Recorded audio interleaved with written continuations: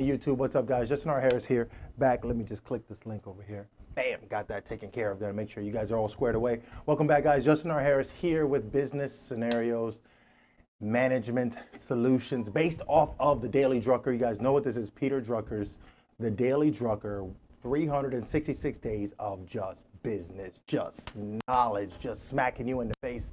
You gotta love it because we solve all kind of solutions, right? Even innovative thinking, it's just what we do, right? So what I want you guys to do before we even get started, you guys see the topic here. It is how to abandon what, right? So in business, you have to know how to take steps towards some changes, and we're going to talk about what those changes are real quick. So before we even get started, I need you guys to like, subscribe, follow, do all that good stuff. LinkedIn, on YouTube. On YouTube, if you want the book, just scroll down the description below and get the book, right? It takes you straight over to Amazon and you get all that stuff squared away.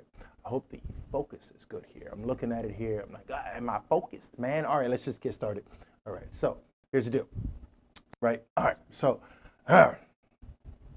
how to abandon what, right? So in business, you have to be able to scale, right? Whether you're scaling large or you're scaling small, paying attention. In order to be able to scale, you have to pay attention to your productivity, right? So in order to pay attention to productivity, you need to be watching, you know, what's going in and what's coming out, your cost on everything, and then your margin on everything going back out, right? Does that even make sense for you? Is the profit margin at that point making sense for you? And that's really the cash on cash, not the profit before actual bills are being paid outside of your typical operational. That's a whole nother conversation. Let's not just get into that right now. Let's just focus on the common right here. And the commonality is knowing when to abandon certain things, right? Whatever that is going to be, it's okay, it's all right. So here's what it is, right? You really want to sit down with someone that you would consider your CFO. And your CFO is someone who day by day is watching the numbers go in and out. If you're not doing it, that's not the same as an accountant. An accountant is after the fact, right? So they're looking at numbers and where they end, where the CFO is watching it on a day-to-day scale.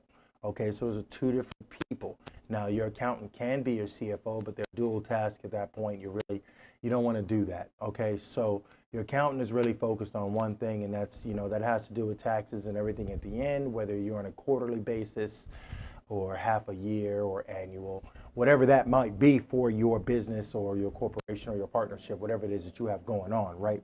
But when it comes to being able to abandon, your CFO is paying attention to exactly the direction you're headed in.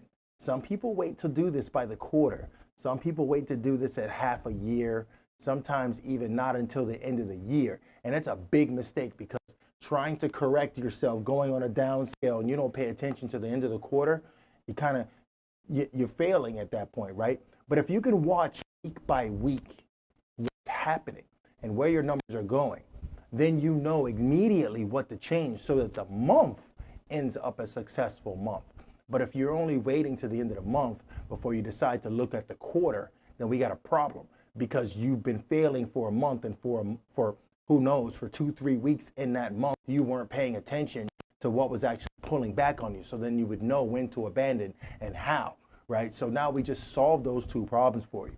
That's what you want to pay attention to. So instead of making it something where you sit down with your CFO or someone who is actually paying attention to your numbers, because you do have them broken down like they're supposed to, then you're watching it in and out like you should. And then as a result, you're quickly able to respond and know what things to abandon and how, so that your business keeps going in the up direction.